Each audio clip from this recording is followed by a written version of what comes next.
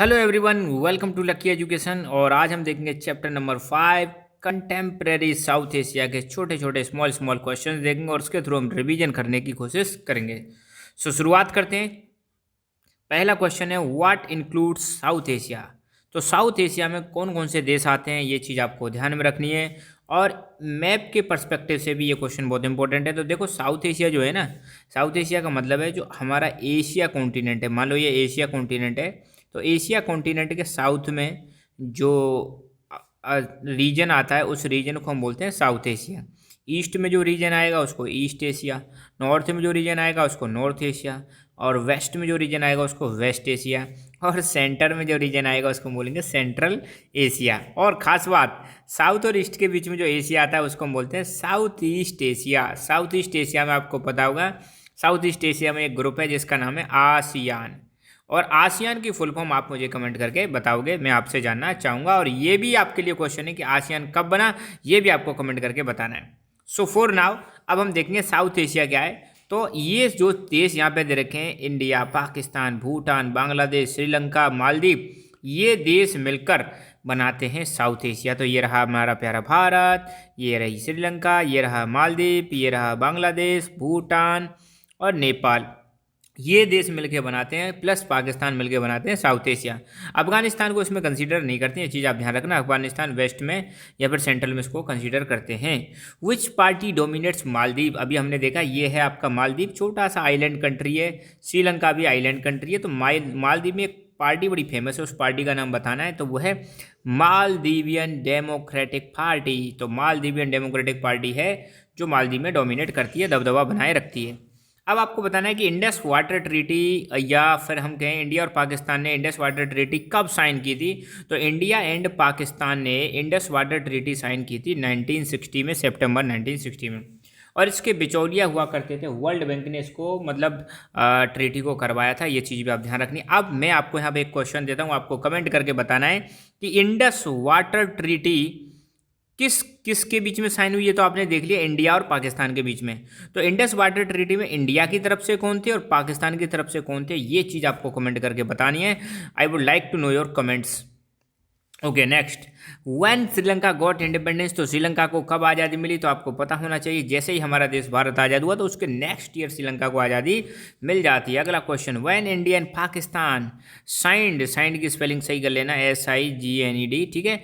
When India and Pakistan signed Tashkent agreement. Tashkent agreement India और पाकिस्तान ने कब साइन किया था, 1966 में। तो ध्यान रखना, 1965 में एक वॉर हुआ था जिसका नाम था इंडो पाक वॉर, या इंडिया पाकिस्तान की लड़ाई हुई थी, जिसमें इंडिया ने पाकिस्तान की बहुत बुरी पिटाई करी थी, बुरी तरह से पाकिस्तान को हरा दिया था। तो ये चीज़ भी आपको ध्यान रखनी है। उसी के बाद हमने एक ट्रीटी साइन करी थी पाकिस्तान के साथ, तो उसका नाम है ताशकंद एग्रीमेंट। और ये साइन करने गए थे हमारे भारत के प्रधानमंत्री लाल बहादुर शास्त्री जी, ठीक है। उसके बाद उनकी वहीं पर डेथ हो जाती है। ये चीज़ आपको ध्यान रखनी है। अब यहाँ पर एक क्वेश्चन आपके लिए मैं देता हूँ कि ताशकंद आज की डेट में कहाँ पड़ता है, ये चीज़ आपको बतानी है, ठीक है। When India and USSR sign friendship treaty. India और USSR ने फ्रेंडशिप ट्रीटी कब साइन करी।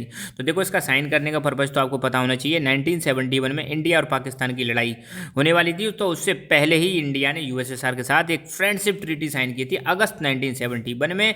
इसको हम एक और नाम से जानते हैं, Indo Soviet treaty of friendship. और ये ट्रीटी साइन की गई थी 20 साल के लिए, ठीक है।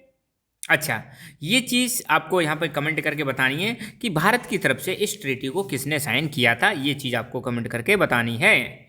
Full form of IPKF, Indian peace keeping forces. तो ध्यान रखना, इंडियन पीस कीपिंग फोर्सेस को श्रीलंका में भेजा गया था। अब ये क्वेश्चन आपको कमेंट करके बताना है कि इंडियन पीस कीपिंग फोर्सेस को श्रीलंका में किसने भेजा। Okay, when Kargil conflict took place. तो कारगिल की लड़ाई कब हुई थी, तो जून जुलाई 1999 में इंडिया और पाकिस्तान के बीच में कारगिल की लड़ाई हुई थी, जिसमें इंडिया ने पाकिस्तान को हरा दिया था। ये चीज़ भी आपको ध्यान रखनी है।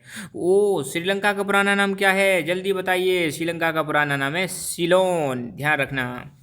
What is Farakka treaty. Farakka treaty क्या है, तो ध्यान रखना, 1996 दिसंबर 1996 इंडिया और बांग्लादेश ने एक ट्रीटी साइन की थी गंगा रिवर के पानी को लेकर। उसका नाम है इंडिया बांग्लादेश इसकी फरक्का ट्रीटी, ठीक है।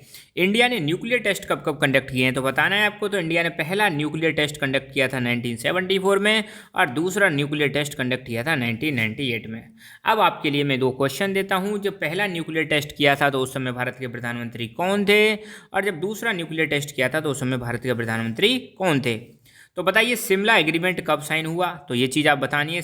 शिमला एग्रीमेंट कब हुआ था, तो देखो 1971 में जब इंडिया ने पाकिस्तान को बुरी तरीके से हरा दिया था, तो उसके बाद भारत और पाकिस्तान के बीच में शिमला में एक एग्रीमेंट हुआ था। उसी एग्रीमेंट को हम बोलते हैं शिमला एग्रीमेंट। तो ये हुआ था जुलाई 1971 में। व्हेन बांग्लादेश गॉट इंडिपेंडेंस, तो बांग्लादेश को आज़ादी कब मिली, तो मार्च 1971। अब ये क्वेश्चन मैं आपके लिए यहाँ पे देता हूँ कि बांग्लादेश से पहले ये रीजन जो आज की डेट में बांग्लादेश है क्या हुआ करता था। What is the full form of LTTE, LTTE की फुल फॉर्म बतानी है। तो ध्यान रखना, श्रीलंका में एक श्रीलंकन गवर्नमेंट की नज़र में एक टेररिस्ट ऑर्गेनाइजेशन है, तो उसका नाम है LTTE, जिसको हम लिट्टे बोल देते हैं। तो इसका फुल फॉर्म है liberation tigers of Tamil Eelam. ISI की फुल फॉर्म तो आपको पता ही होगा। ISI बहुत ही ज़्यादा फेमस है, ये पाकिस्तान में, ठीक है, और ये पाकिस्तान की एक ऐसी एजेंसी है, इंटेलिजेंस एजेंसी। जैसे भारत में आपको पता है रॉ काम करती है, आहा, भारत में काम करती है रॉ, ये भारत की इंटेलिजेंस एजेंसी है। ऐसे ही पाकिस्तान में है ISI, और ISI का फुल फॉर्म है इंटर सर्विसेज इंटेलिजेंस। तो यहाँ पर आपको क्वेश्चन दिए है कि रॉ की फुल फॉर्म बताइए, ठीक है। SPA की फुल फॉर्म क्या है, तो देखो नेपाल में एक अलायंस बना हुआ है 7 पार्टीज का, उसको हम बोलते हैं SPA, जो मोनार्की के खिलाफ है। इसका नाम है 7 पार्टी अलायंस। सार्क की फुल फॉर्म क्या है, तो सार्क की फुल फॉर्म है South Asian Association for Regional corporation.